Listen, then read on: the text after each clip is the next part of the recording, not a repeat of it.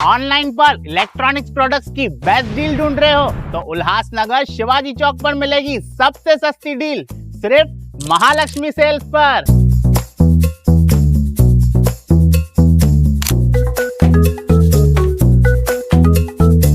यहाँ पर अवेलेबल है प्रीमियम टीवी, वॉशिंग मशीन,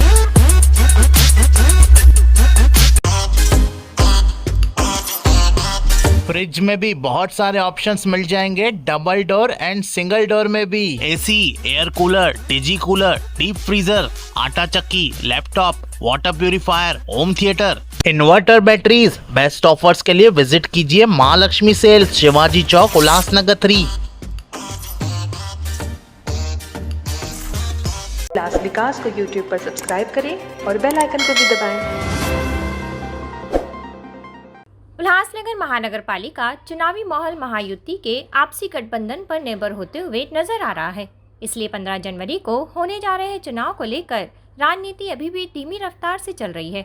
ऐसे में भाजपा के वरिष्ठ नेता नरेंद्र राजानी ने महायुति के विषय में जानकारी दी है कि अगर हमारी सहयोगी पार्टी शिवसेना टीओके के साथ चुनाव में हमारे साथ आती है तो वह हमें मंजूर नहीं होगा। अगर टीओके का शिवसेना में विलय होता है तो हम गठबंधन पर विचार करेंगे। वहीं 4 वरिष्ठ नगर सेवकों द्वारा टीओके में शामिल होने पर कहा कि चुनाव के बाद वो अपने फैसले पर पछताएंगे क्योंकि उनका इस्तेमाल हो रहा है। भाजपा की ओर से किसी भी तरह का दबाव उनकी वापसी को लेकर नहीं है। वो खुद से पक्ष छोड़ गए हैं और वापसी भी वो ही तय करेंगे। इस पत्रकार परिषद में भाजपा जिला अध्यक्ष राजेश वधारिया भी मौजूद थे। मैं 1977 से लेकर राजनीतिक क्षेत्र में काम कर रहा हूं। तब से लेकर अब तक 4-5 नहीं अनगिनत चुनाव देख चुका हूं और हर चुनाव अभूतपूर्व होता है। हर चुनाव में नए नए विषय आते हैं, नए नए समीकरण बनते हैं, नई नई परिस्थितियां बनती हैं। आज के दौर की, आज के युग की परिस्थितियां अलग है। इस दौर में ये चुनाव भी अपने आप में एक अलग चुनाव होने वाला है। केवल यह है कि जिस 77 से लेकर अब तक की यात्रा की मैं जो बात कर रहा हूं, 77 में हम जनता पार्टी के साथ में जब जुड़े थे, उसके बाद भारतीय जनता पार्टी बनी, या उसके पहले जनसंघ था, फिर जनता पार्टी, फिर भारतीय जनता पार्टी। उसमें आज की तारीख में भारतीय जनता पार्टी इस देश की क्रमांक 1 की पार्टी है। भारतीय जनता पार्टी महाराष्ट्र प्रदेश की क्रमांक 1 की पार्टी है।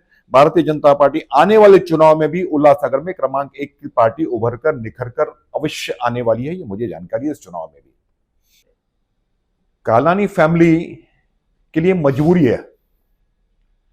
उनका अस्तित्व जो लेट 80s की बातें थी, वो अस्तित्व अब उनका रहा नहीं है। वो जो क्राइम की दुनिया के साथ में जुड़कर एक आतंक फैलाकर राजनीति में अपराधीकरण को बढ़ावा देकर जब आप उनकी बात कर रहे हो, मुझे आज भी वो युग याद आ रहा है। हर मंगलवार और शुक्रवार को मर्डर्स हुआ करते थे। आप शायद तब पत्रकारिता की दुनिया में तब आपका प्रवेश नहीं हुआ होगा, लेकिन ऐसी परिस्थितियों में इनके पिताजी वगैरह जब बड़े पत्रकारिता करते उस दौर में इस शहर में यानी लोगों का आना जाना कठिन हो जाता था। शहर का नाम पूरे दुनिया भर में बदनाम होता था, और जो बदनाम होता है वो नाम वाला होता है। उस आधार पर, उस नाम के आधार पर, उसकी आधार पर वो अब भी अपनी राजनीति चलाना चाहते हैं। उनकी राजनीति केवल उस पर ही टिकी हुई है। आज जब आप कह रहे हो हमारे साथ जुड़ना चाहते हैं या अभी वो किसी के साथ जुड़े हुए हैं, तो उनकी वो मजबूरी है, क्योंकि अपनी उनकी वो ताकत है नहीं। अब वो वैसा उनका जो सिक्का जब वो कांग्रेस और राष्ट्रवादी के साथ में जुड़े थे, अब वो किसी के साथ में भी जुड़े नहीं है। उनको किसी न किसी के साथ में जुड़कर, किसी न किसी के कंधे पे बैठकर किसी मक्खी की तरह बैठ जाना, ये उनका प्रलब्ध है। इसलिए उनके सिवा, वरना उनका अस्तित्व खत्म होता है, और अस्तित्व खत्म होता है तो उनका जीवन ही है जो राजनीति है। वो एक बार राजनीति से आउट हो गए तो उनको जीवन चलाना कठिन हो जाता है। ये उनकी मजबूरी है। इसलिए वो किसी न किसी के साथ में जुड़ने की हर बार प्रयास करते हैं, कोशिश करते हैं, और हवा ऐसा खड़ा कर देते हैं जैसे उनके सिवा इस शहर में कुछ चलेगा ही नहीं। अगर उनको ताकत हो तो उन्होंने कभी शहर में अकेले चुनाव लड़ने की हिम्मत की है? कह के तो दिखाएं कि आपकी बार क्या है उनका नाम, टीओके। हर बार नाम बदलते हैं। कभी क्या यूपीपी, पाकिस्तान की पीपल्स पार्टी जो थी ना, बेनजीर भुट्टो वाली, उसका नाम यहाँ पे यूपीपी करके ले आए थे। कभी कौन सा नाम, कभी कौन सा नाम। एक बार तो हिम्मत करके कह के दिखाएं कि हम इतने बड़े हैं राजनीति में, उल्लासनगर में अकेले लड़ते हैं।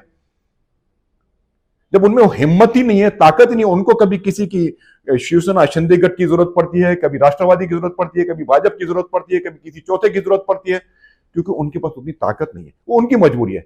उनकी मजबूरी पे मैं ज्यादा कुछ कहूं, ये लोग भी समझ गए हैं। पिछले विधानसभा के चुनाव में ये प्रमाणित हो चुका, लोगों ने प्रमाणित किया कि उन्होंने खुद के वार्ड में भी वोट नहीं पाए। खुद के वार्ड में भी भारतीय जनता पार्टी ने उनसे ज्यादा वोट लिए। तो जिन वार्डों में अभी वो महानगर पालिका का चुनाव लड़ने जा रहे हैं, उन्हीं वार्डों के जो वहां पर हर बूथ की रिजल्ट आप देखोगे तो उनके वोट्स हमसे काफी कम है। तो इसका अर्थ है कि उनका अस्तित्व खत्म हो रहा है। लेकिन एक हवा खड़ा करके प्रतिद्वंदी दो लड़ते हैं, तो एक को 2 मार्क मिलेंगे, एक को 10 मार्क मिलेंगे। दो वाला कहेगा मैं अस्तित्व तो मैंने अपना रखा, वो अस्तित्व जिंदा रखने के लिए केवल अपनी राजनीति कर रहा है। देखिए, मित्र पक्ष को एडवाइस करना, संदेश देना, ये हमारे कर्तव्य में आता नहीं है। मुझे केवल इतना याद है कि आज से कुछ साल पहले आनंद निगे साहब जब शिवसेना के जिला अध्यक्ष थे थाना के, उन्होंने पप्पू कलानी को हराने के लिए यहां पर गोपाल राजवानी का समावेश किया था शिवसेना में।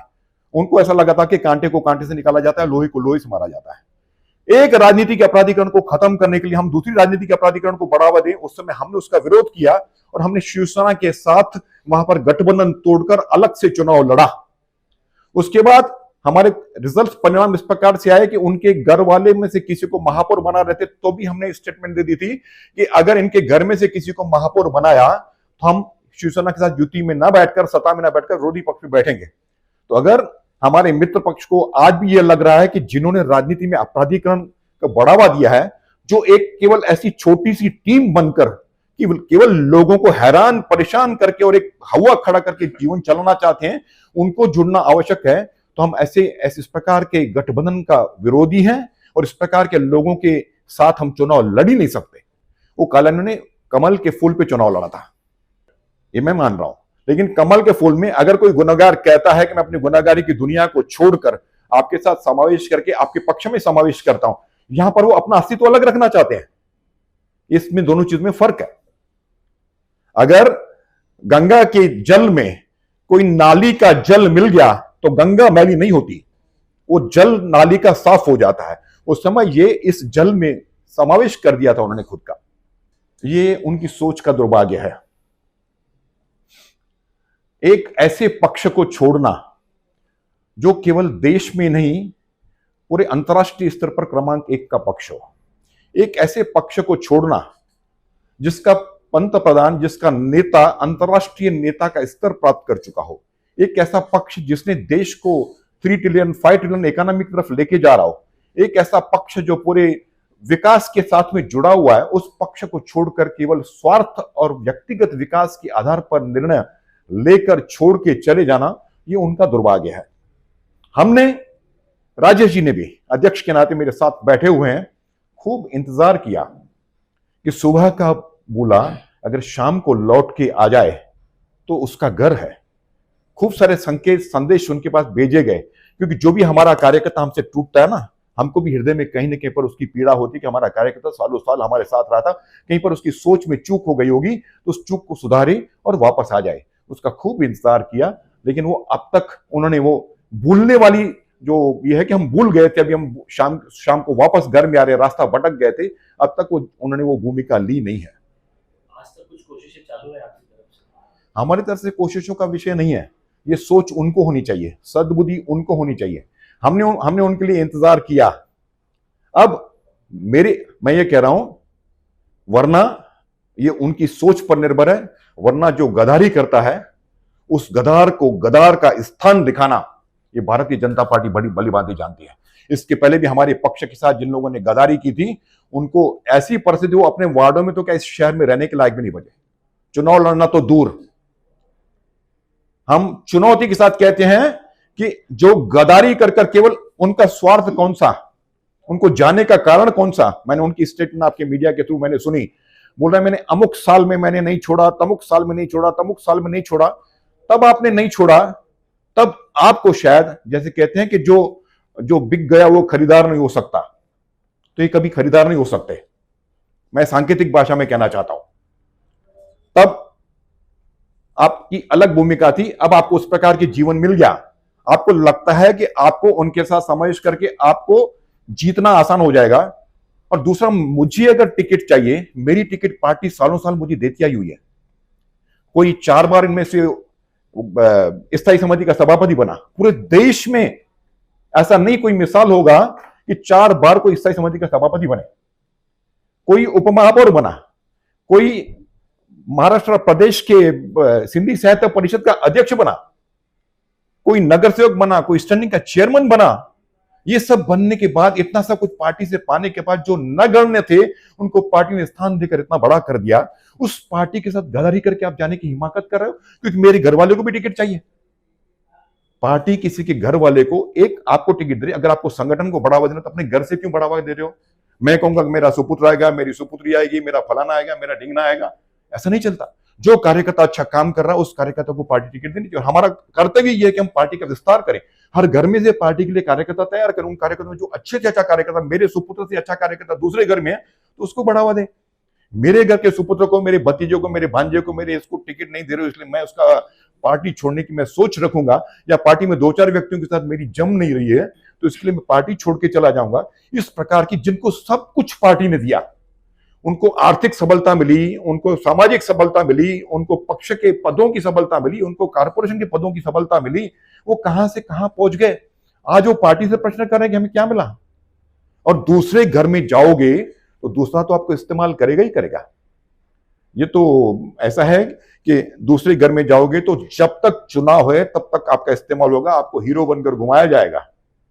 ये तो धर्म पत्नी और अधर्म पत्नी वाला विषय है। तो अधर्म पत्नी को जब चलाना है तो चलाना है, उस प्रकार से वो चल रहे हैं।